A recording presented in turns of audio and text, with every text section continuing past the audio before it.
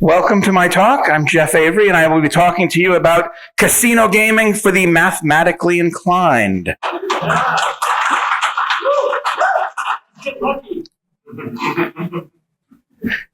So, here we go, switching to the first slide. Mega casinos are not built by winners. There's really no point. We can go home. You can have the rest of your 50 minutes back. Okay, you don't believe that. Let's go the other direction. Danny Ocean from the second Ocean's 11 movie seems to think that you can win if you pick when you bet. Now, we're not going to knock anyone over for $165 million, so let's go for something in the middle. You can still have some fun.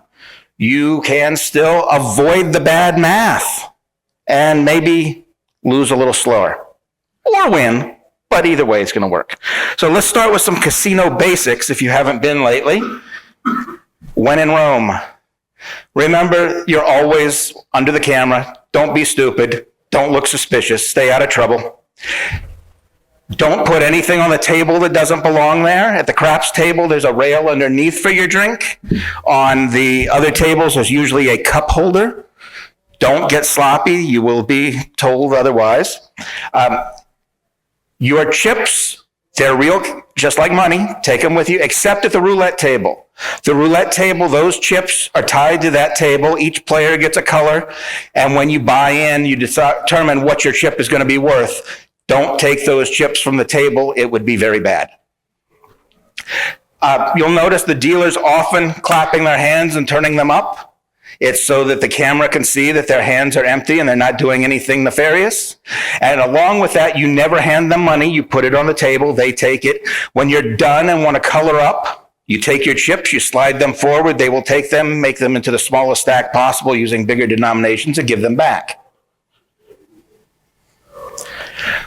Always know what you're playing. Some games come in more than one flavor. Blackjack, just base blackjack that's still called blackjack, comes in 6,912 different variations. We will see why later. Beyond that, there are other versions like Spanish 21, which is almost blackjack, but not quite, where they bolt on a few extra rules. Even craps comes in different versions depending on how generous they are with the odds. If it's less than 3, 4, 5, don't even bother. I generally look for at least 5 times odds, but we'll get to that in the crap section. Don't be foolish. If you don't have any idea what the bet is going to do, don't make it.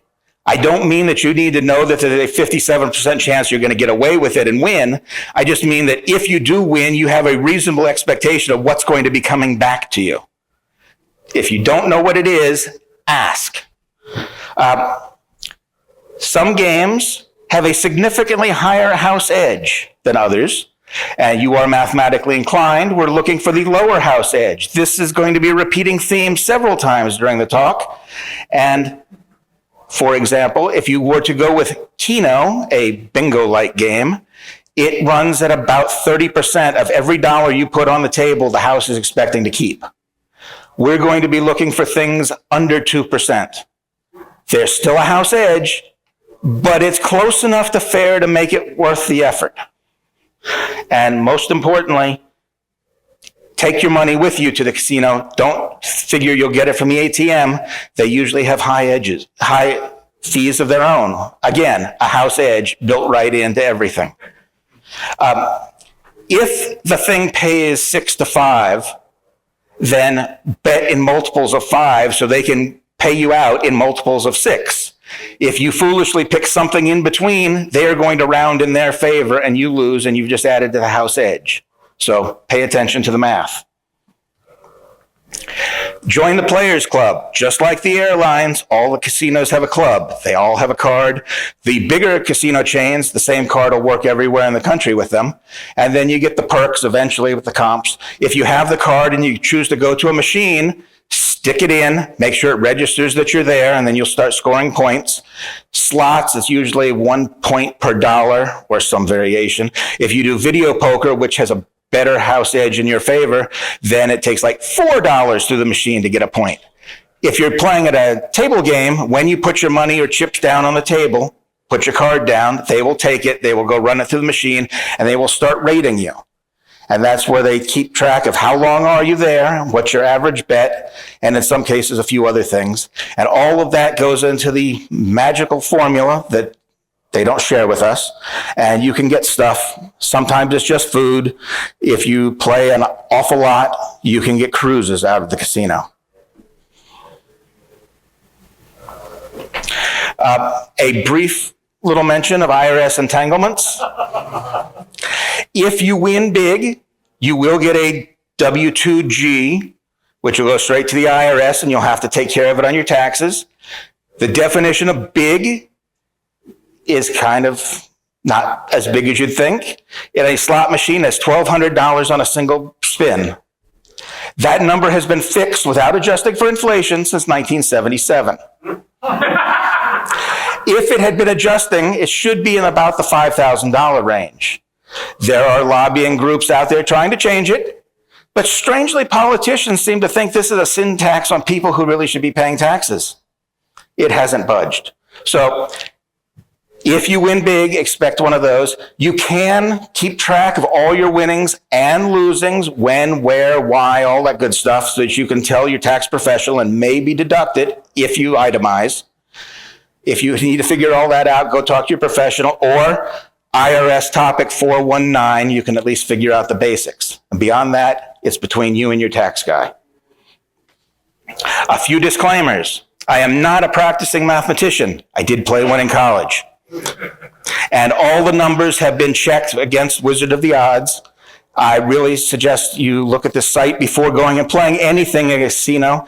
He makes his living by analyzing new games and telling the people who are trying to make them whether or not they live up to the numbers they think they're living up to. So he's got all that. And at the end, if we finish early, I have 4 of these simulated games all lined up in a browser, and we can go try them. House edge, it's come up again. Here it is. The house edge is what the house expects to keep from every dollar you put on the table. So if it's a 2% edge, they expect to hold $2 back, and you expect your expected return is $98 from that $100 that you put down. So the house edge plus your expected return is 100%.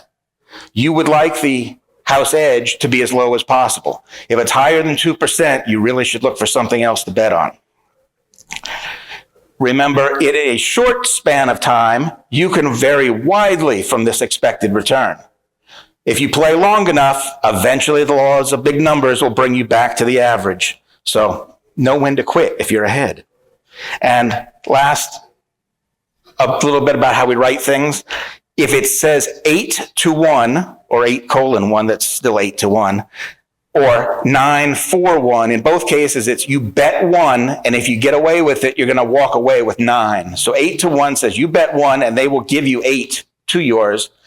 9-4-1 means they are going to give you 9, including the 1 as part of it.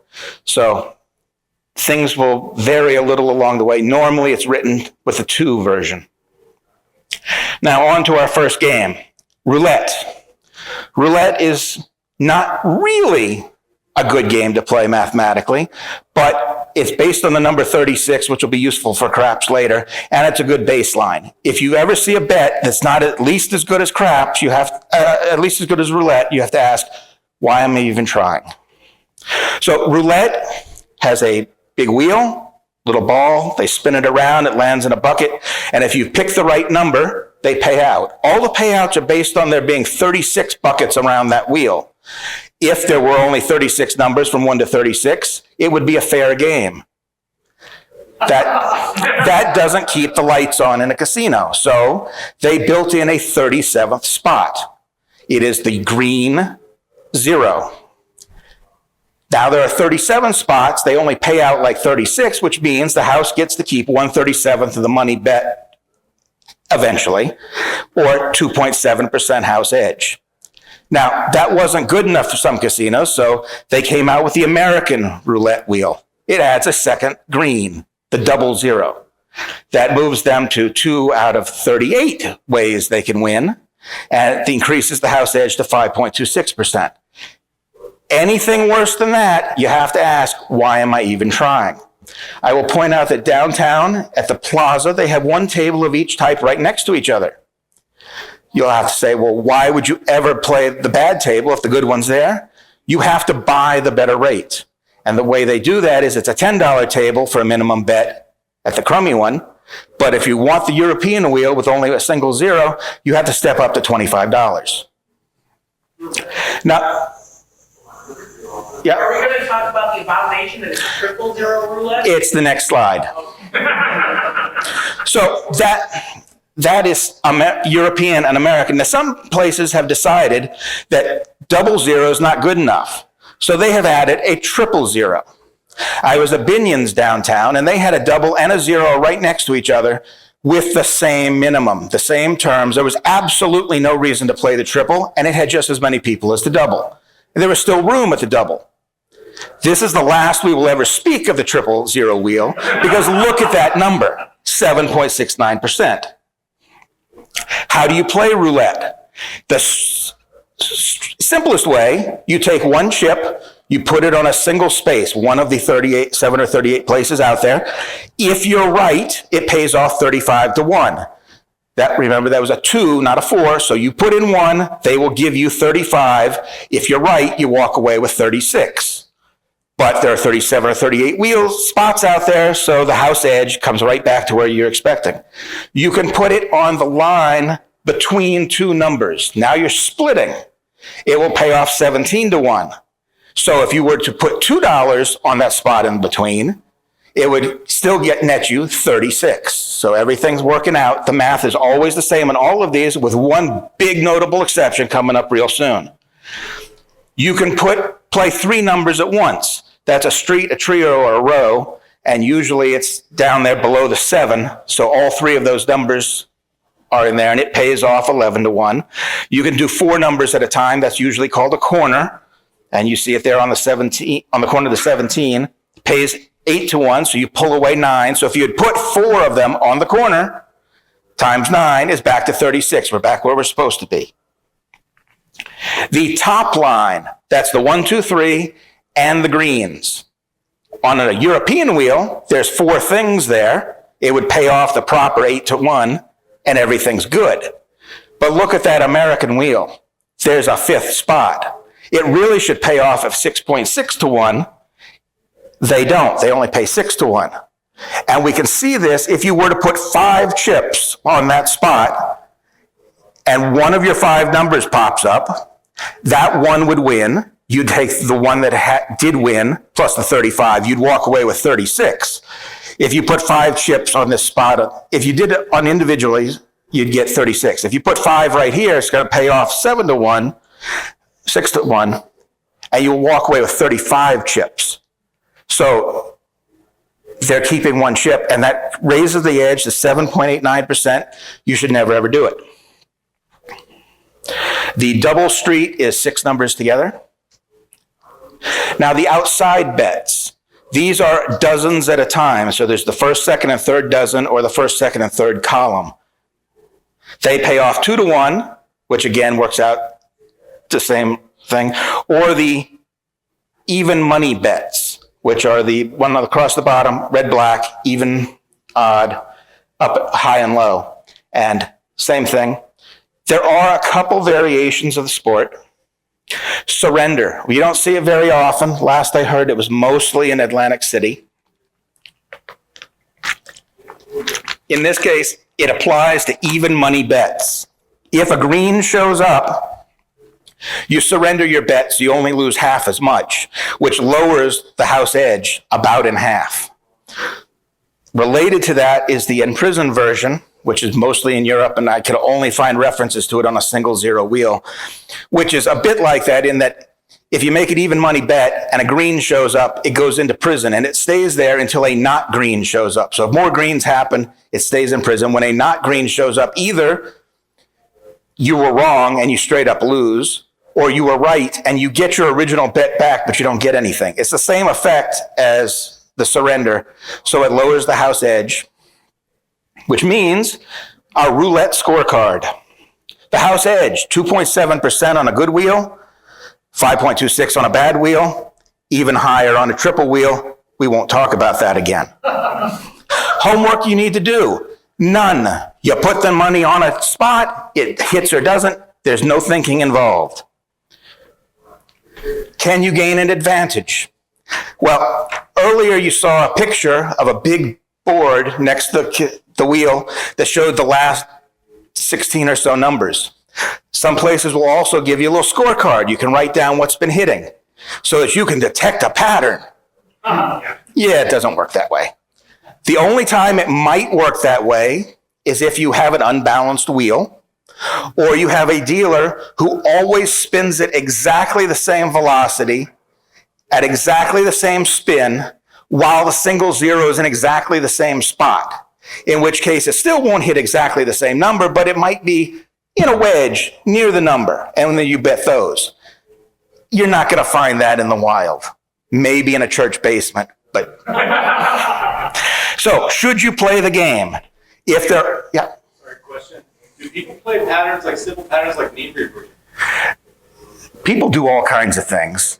So simple patterns and mean reversion, martingale strategies, many other betting systems, pretty much any betting system you can think of isn't going to do it. So there's nothing you can do with this game unless you find an unbalanced wheel. So should you play? If you can find one that's actually offering prison or surrender, stick to the even money bets. Sure, that's a good deal. If you can find a single zero wheel, maybe. If you find double, if you must. Moving on, Baccarat. Who here only thinks of Baccarat in relationship to James Bond? About half of you.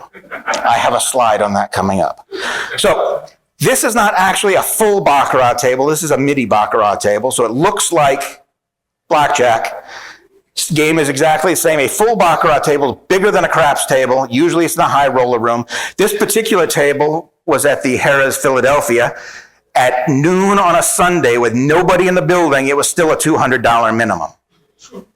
There's a reason for that. We'll get there in a minute. So the dealer and the player each get 2 cards. They go out front. All the players, everyone's playing with the same 6 cards. You bet either that the banker hand is going to win or the player hand is going to win, or if you want, you can bet that there's going to be a tie. That's the only thing you do. Each side will get 2 cards. A card is, an ace is a 1.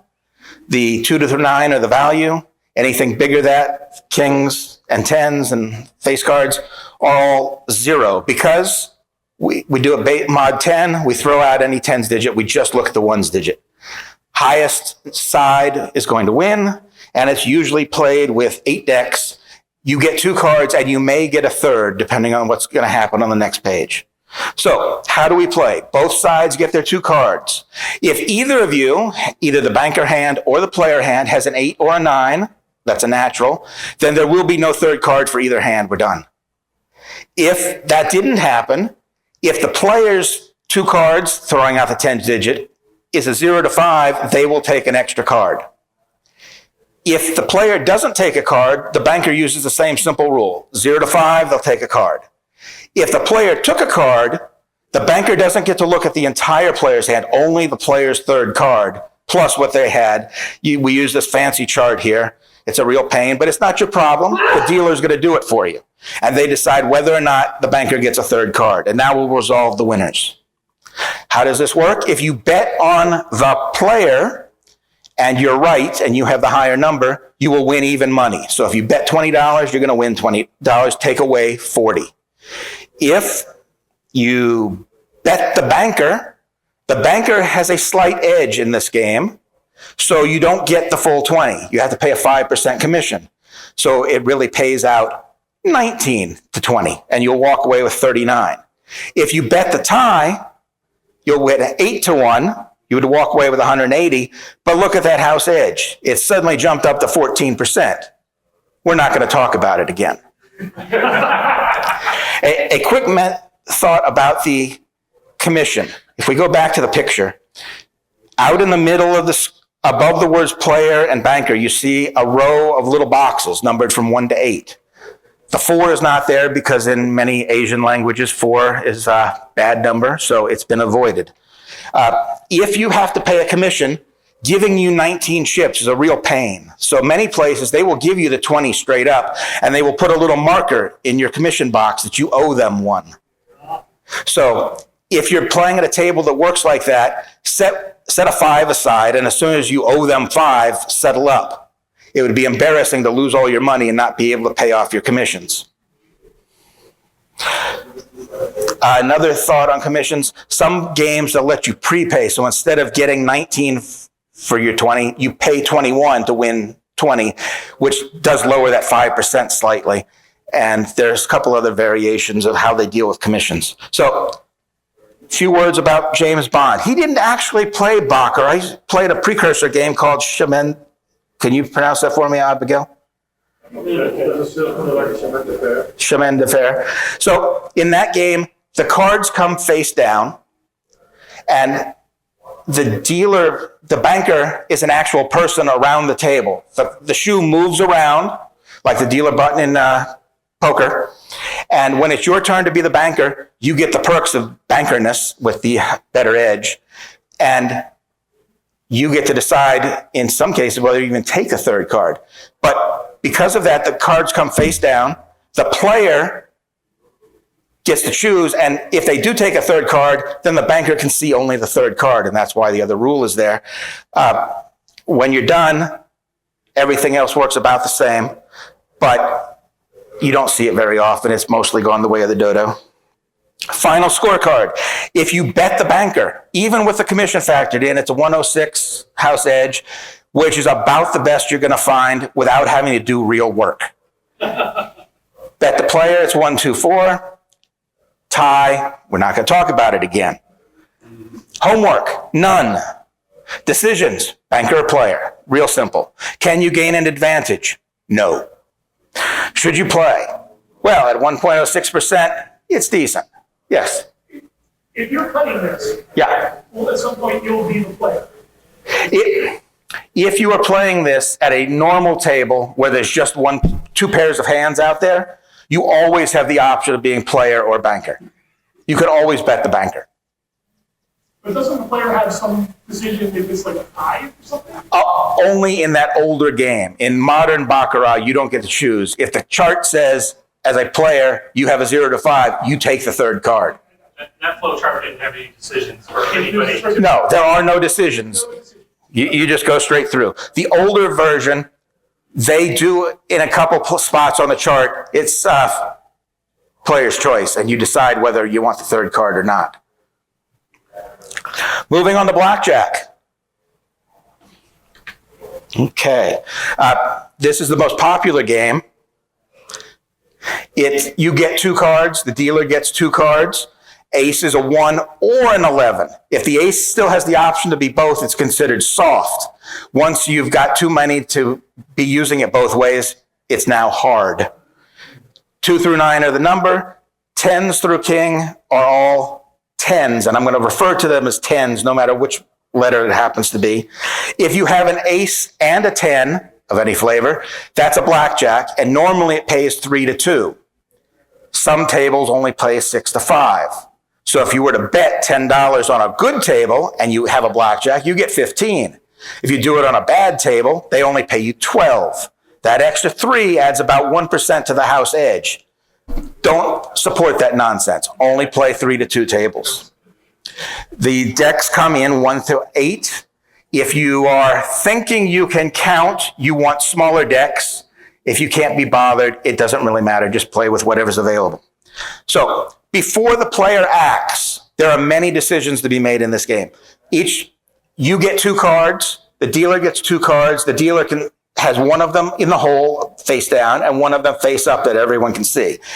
If the dealer is showing an ace, you may buy insurance. All these decisions here, you might not be able to do based on the rules of your table or the conditions of your hand. But if you could make the decision, this is when you would do it. So if the dealer is showing an ace, you could accept insurance. It pays off 2 to 1 if they happen to have a blackjack themselves. The wizard says, never take the insurance unless it's life-changing money. And when you're just at a normal table, you're not playing life-changing money, don't worry about it. After we get through the insurance part, if the dealer is showing an ace or a 10, in most Americanized versions of the game, they will peek. And they used to lift it up, and then some people could actually sneak a peek themselves. Now they usually slide it over a thing so they can see it and no one can. If they have a blackjack, game over right now. And if you happen to have a blackjack, you can push. Otherwise, you've lost and it's over and you don't even get to act. Now we move on to the player's hand. You have 2 cards. Sometimes you can surrender, get half your money back and just walk away. Next, do you have a pair? If it's a pair worthy of splitting, you could do that. You put down a second bet, usually right next to your first bet, and they will split your 2 cards apart and give each of them a new card.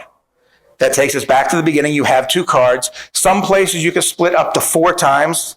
Sometimes you can only split twice. Sometimes you are allowed to split on aces again. Sometimes they won't let you split aces again, but they would let you split other things again. It's many variations. So after we've gotten through all the splits, now you can decide, do you want to double down? Which is, I have 2 cards that I think would really do well with one more card. You put down another bet, usually behind your original bet. They give you one more card. They turn it 90 degrees to make sure that it's clear to everybody and the eye in the sky that it's a double. And you're done. If you don't double, now you can hit. You can hit as many times as you want until you've gone over 21. So as long as you're under 21, you have the option to hit. But of course, once you get big numbers, you really don't want to do that. Now it's time for the dealer's hand. They'll flip over their whole card. And now they have to start hitting or standing. And the big difference is when they get to 17. Some variations, the house will hit on a soft 17. Some of them, they will stand on a soft 17. That's one of the big differences in the chart. After they have finished moving, if the dealer didn't bust and you didn't bust, now we compare the cards. If they're the same, it's a push, your bet stays there. Otherwise, if you're higher, you win. Even money, except the blackjack, which will pay better. And if they're better, you lose.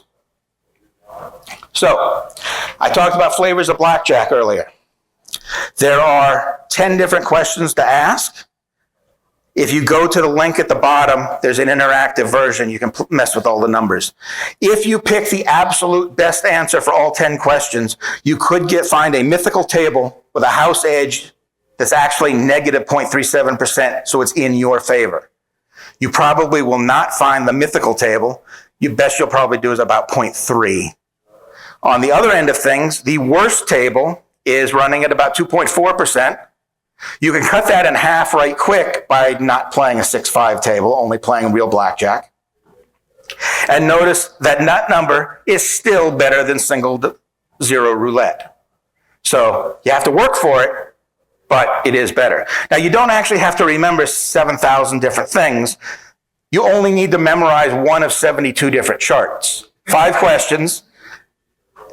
The surrender, it's either you can't do it at all, you can do it late even if they were showing an ace, or you can only do it early if they're not showing an ace, or you can do it late even if they are showing an ace. The peak, sometimes they don't actually peak. It's usually called the European version. And do they hit on a soft 17 or not? So there are many different versions. Here is one version. Single deck, they are going to peak. They're going to stand on a soft 17. You can double after split, and there's early surrender. So if you look down the ace column to the 16 on the first one, you'll see that you can't surrender against an ace, but you can surrender against the 10. If you play the other version, 4 to 8 decks, peak, they hit the soft 17, and late surrender, it changes. And I'll just jump back and forth between these two a couple times so you can see that they are subtly different, and you need to know the right chart and find the table to match what you're actually prepared for. A few words about card counting. So, some places will let you have a cheat sheet with you. Most places won't. And most times, if you even think about taking out your phone, they will tell you to put it away. So you got to memorize it. There are only 72 versions. Know what your local casino plays. Practice that version. Get good at it. And only play the table of the right flavor that you're prepared for. So you can practice, you can find the game online or something to practice. You can. And at the end, I have links to practice games for, I skipped roulette, but I got the other 4 in there. And in the unlikely event we get there, we'll look at one, but I don't think we're going to make it. Card counting. Some people think they can. It actually can be done. You're probably not as good as you think you are. The basics of it is every time you see a card show up, you count it. If it's the lowest 5, 2 to 6, that's a +1. If it's a 10 or an ace, that's a -1. The 3 in the middle are zeros. You keep a running count of where we are, and you also divide by how many decks are left in the shoe, which is the true count. If the count is positive, the deck is rich in high cards and not rich in low cards. That favors you. The way you would deal with this is you still do what the chart tells you to do, except when you don't. And if you are counting properly and know what you're doing, you know when to vary from the chart or when to bet more. And that's how you get there. Now, most people don't count well, so the casino doesn't mind if you count badly because you leave from the chart. They increase their house edge. If you actually get good at it, then if you watch the movies, you need a team because you need one person to figure out when the table's rich, and then another person, the big spender, comes up and bets big. Because if you vary your bets up and down as the count changes, they'll notice these things. But you can practice first. Next, the scorecard. House edge. Potentially 0.3% in your favor. Practically no more than 0.3% in their favor. If you avoid the 6-5 tables, you should be able to keep it under 1%. And that's good. Homework. You got to memorize a chart. You got to find the right table. You have to have the discipline to stay with the chart. Decisions. There's a whole bunch of decisions along the way. Can you gain an advantage? Yes. Do all those things we just said, and if you can count, even better. Yes? Do the more complicated rules move the edge in your favor or the house's favor? It depends. It depends which way the rules go. Spanish 21 bolts on a bunch of extra rules, and some of them actually work in your favor. So there are many other variations which can only be called 21. They can't be called blackjack anymore because they've just wandered too far. So when in doubt, ask the wizard. He's got a page on everything. Moving on to craps. This is my game of choice. And a comment from an author about the other sport. So the craps table is very busy. There's a lot of stuff going on out there. At its very base, though, you make a pass line bet, which is they're going to roll the dice. They're going to hit a 7 or the number you're waiting for, and that's it. All the rest is for people who are either impatient and want to be playing more than one number at a time, or who want to play those numbers out in the middle. This is one end of the table, so the other end of the table is the same thing, mirrored image. All those bets in the middle, the best house edge among them, downhill with a tailwind, is 5.5%. Some of them are 16.66%. Don't make those bets unless you know what you're doing. And if you know what you're doing, you won't make those bets. So where do your chips go? It's all based on where you're standing around the table. So if you're standing where the red is, closest to the stick man, your pass and odds go right in front of you. Your field is right in front of that. Your spot on the come is right out in front of that. As you move around the table, each of the colors of the rainbow, they each have their spot out there for you. If you make a come bet or place money directly in a number, it will move up to one of those squares like the 10. And the things inside, below, between the two skinny bars, is the come bets. And on the two skinny bars are the place bets, which are the ones that you just put out directly without working to get them out there. And the only place you ever touch your money is in the rectangle. So if you're the gold player sitting about there, you put your money in those 4 spots out in front of you. If your field bet, your pass line, or your odds bet, they will put the winnings right next to your original bet. If you had a come bet that was still active as a come bet, they would put the winnings right there. And if the money had gone from there out to one of the numbers, they will take your money and put it in your spot of the come so that you can collect it. That's reasonable reach for both of you. If you're making yes. So if you're at people the table is wider, so the table is actually small enough you can reach to the middle where you come. You can reach out to the come. It's about arm's length. And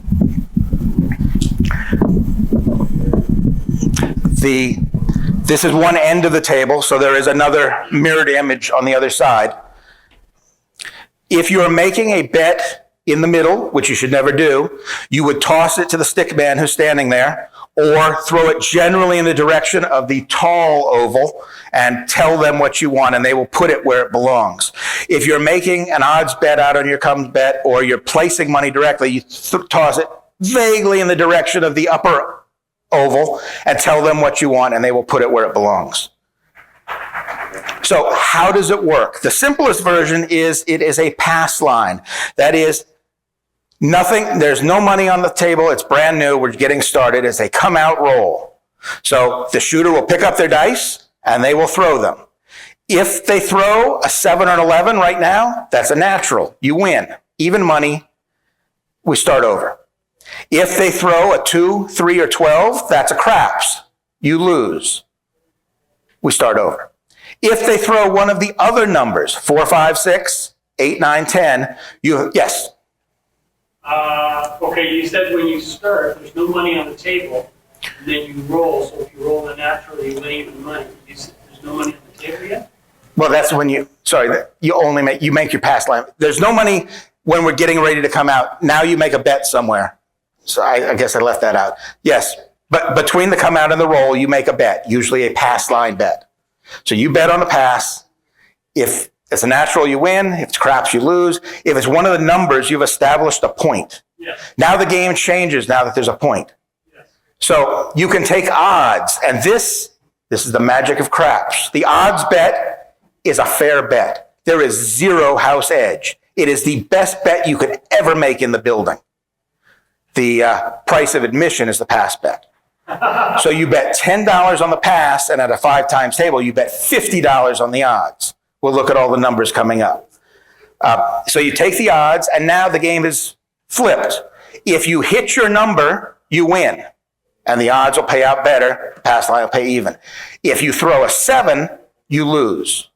7s are more likely than all the numbers, so you're more likely to hit a 7, but if you don't, you win money.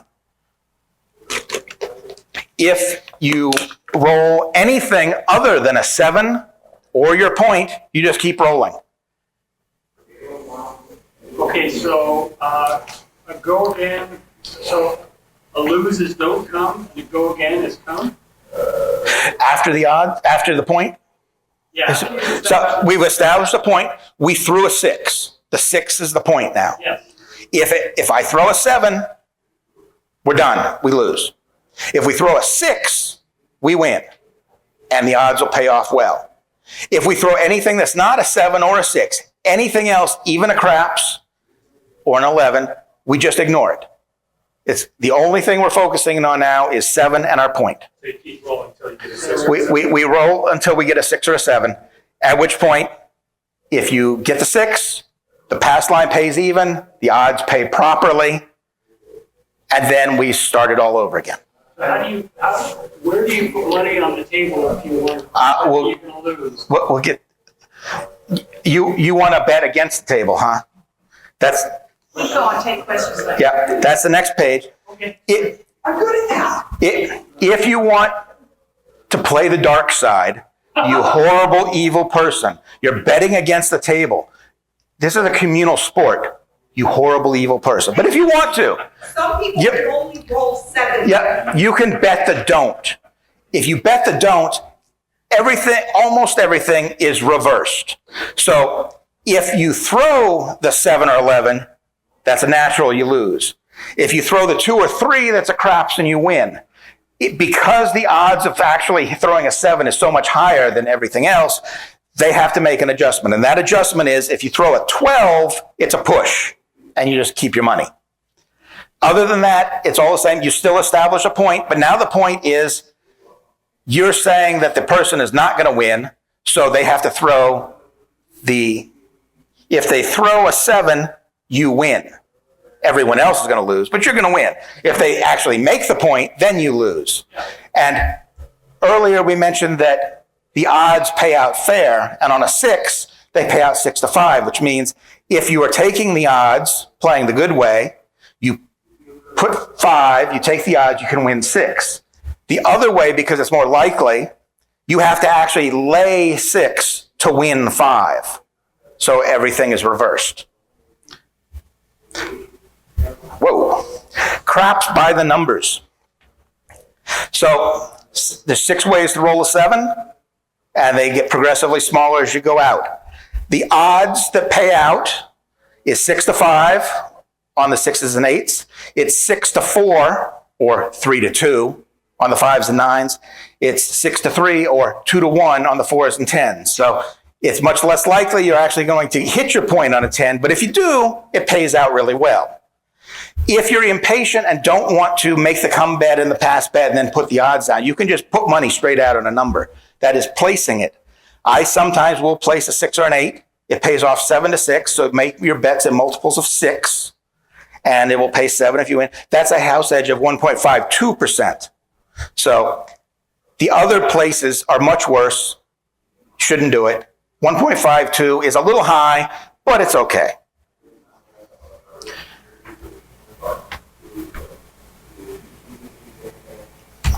My screen's locked up.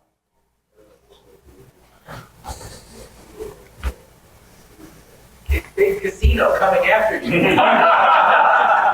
This may be the end of the talk. Oh, really? It is toast. Laptop is crap there. Next question. Oh.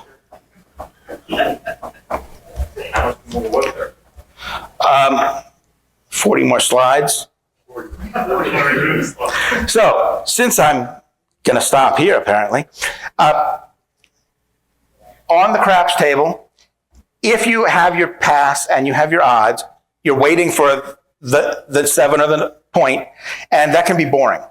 So you can make a come bet. You put it out of the come, and after it either wins or doesn't, if it doesn't, establish the point. Now, you can't just leave it there because unlike the pass line, we want to reuse the come bet. So they move it to the number.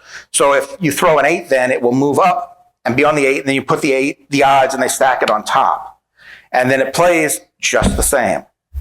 So, I cannot believe these things won't work. The field bet. That was where there was a 2 and a 12 and a couple of the numbers in between. If it's a crummy table, they'll pay double on the 2 and 12. They'll pay 1 on the couple of numbers in between. Those odds are worse than doubles roulette. Don't do it. Some places they'll pay triple on the 12 and double on the 2, or the other way around. That's just worse than single roulette. Don't do it. If you find the rare table that does triple on both, that's a fair bet. Might as well. But other than that, stick to the come and the pass with full odds, and place the 6 and 8 if you're impatient. And if you do that, full odds on a 5 times table comes down to 0.32% when you take the odds of the pass and the free odds of the odds. So it's 0.32%, which is blackjack adjacent. And you don't have to do as much work. And I have just enough time to include, in blackjack, they have card counting. In craps, we have dice setting. And the general plan is you set the dice in some way. I've taken to putting the 5s on top and the 4s towards me. And by doing it that way, the 4s are this way, the 3s are that way. Those add up to 7. 5s are on top, 2s are on bottom. Those things add up to 7. 1s and 6s add up to 7. If you throw deliberately, It has to hit the end wall. So you throw it down there as gently as you can. The idea is it just barely hits the wall, just barely rolls, and they roll together. Your things that add up to 7 are apart from each other. And if you can avoid 7s, you can hit some more points where that sweet, sweet odds money is. So that's the whole point of it, is to avoid 7s. Some people claim to throw a hard 10 on demand. Don't believe them. But if you can just knock a couple 7s out now and then, your 0.32% house edge could actually tip in your favor. So you got that rolling, and just, we got 5 minutes left. Okay. Really, there was more. Yes. So if we're playing craps, we want to, easy one. Yeah. We're gonna put, say, the minimum bet on pass, because that's the fun one. Yep. We're playing with everyone else. And for the odds, and for the true odds, we want to make sure, the only thing to make sure is that we're getting a multiple of the. Yes.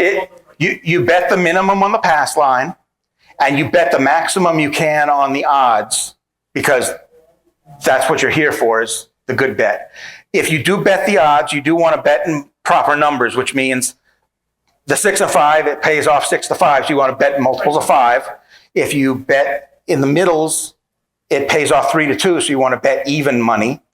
And if you, on the outsides, pays 2 to 1. So anything is fine. And the dealer can make change of chips if you need to do that. Yes, the dealer can make change. They can also color up along the way. There's all kinds of choices. So the really horrible casinos, they offer 1 times odds or 2 times odds. The decent casinos offer 5 times. Some of them here in town offer 10 times.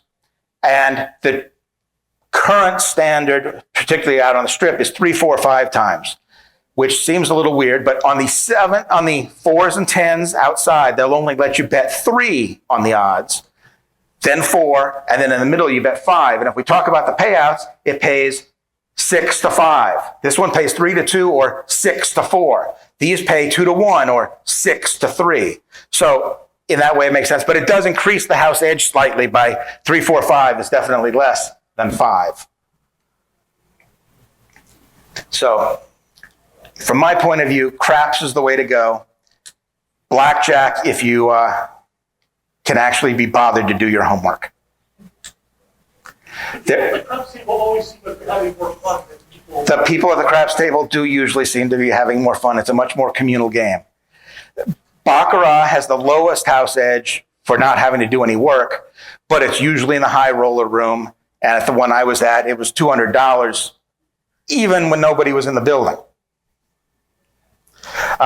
Yes. Why does Baccarat have such a high minimums? Which one? Why does Baccarat has high minimums, just like at the Plaza. If you went from a single 0 wheel to a double 0 wheel, you're buying the good odds. If they let you have a better deal, they want you to pay for it. So usually higher minimums. I guess you have to risk more in order to get better odds. You have to risk more for the better odds. Yep. Is that its own kind of intake game then, where you look at your budget? And make- Yes. You look at your budget, decide what you can do. I have my gambling budget. It lives next to the Passport. It used to be every once in a while I'd throw $20 into the pile so it would be there when I needed it. Lately I've been up, so I haven't had to add anything to it in quite a while. Stay with. If you have a total of 200, do you just walk to the baccarat table, or what do you do? If you are going to play, you walk to the table you want to play at. You put your cash down on the table. Sorry, I mean in terms of deciding on risk. Oh, Is it worth it to you to say, hey, I've got 200, I'm going to go to the easiest win table? you should bet what you're comfortable with. And if you're not going to do your homework, you want to stick with one of the tables where you don't have to think, in which case it's single 0 wheels, it's Baccarat, and he's giving me the hook. Thank you. And the slides will be up. There will be a much longer version of them. The part you didn't get is a section on sports betting and a long example with 16 rolls at craps where you can see where the money's moving all the way around the table.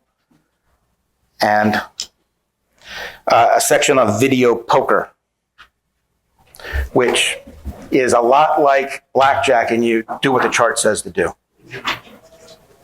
And that's it. Thank you. And now I have to figure out what happened to the computer.